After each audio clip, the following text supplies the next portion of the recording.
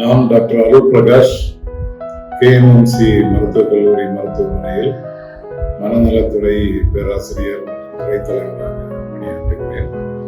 இன்றைய தினம் உங்களோடு 2025 ஆண்டின் உலக மனநல தினத்தை ஒட்டிய கருப்பொருள் குறித்து ஒரு சில கருத்துக்களை பகிர்ந்து கொள்ளலாம் நினைக்கிறேன்.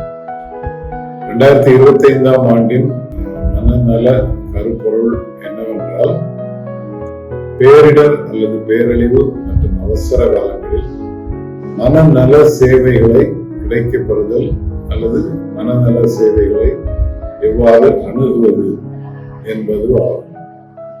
பேரிடர் மற்றும் பேரழிவு என்று எடுத்துக்கொண்டால், மிகப்பெரிய அழிவுகள், இயற்கை சீற்றங்கள், சுனாமி, புயல், நிலநடுக்கம், பெரும் மழை, வெள்ளம், இப்படிப்பட்ட இயற்கை சீற்றங்களாலும் இருக்கலாம், அல்லது கொரோனா போன்ற நோய் தாக்கங்களாக இருக்கலாம், அல்லது மனிதனால் உருவாக்கப்படும் யுத்தங்கள், விலை கசிவுகள் போன்ற காரணங்களாகவும் இருக்கலாம்.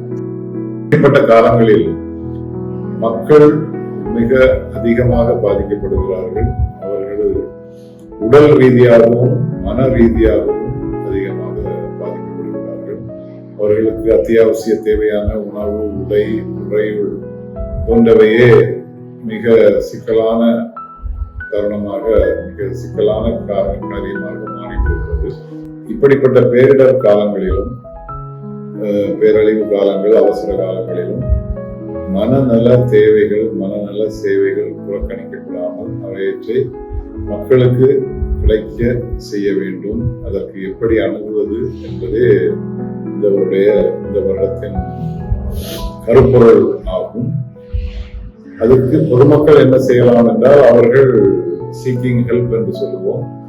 அவர்கள் இந்த தேவை வேண்டும் என்று சொல்ல வேண்டும்.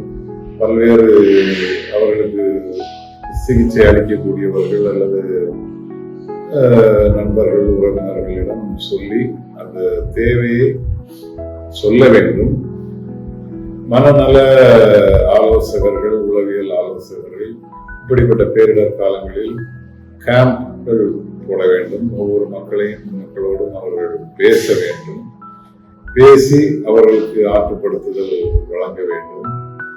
NGOs என்று சொல்லப்படுகின்ற அரசு சாரா இயக்கங்களை சேர்ந்தவர்களும் அரசும் இதில் தனி கவனம் செலுத்தி தனியார் மற்றும் அரசு புரிந்துணர்வோடு இந்த மனநல சேவைகள் வழங்கப்பட வேண்டும். மக்களின் மனநல தேவைகள் பூர்த்தி செய்யப்பட வேண்டும் என்பதே இந்த வருடத்தின் நோக்கமாகும்.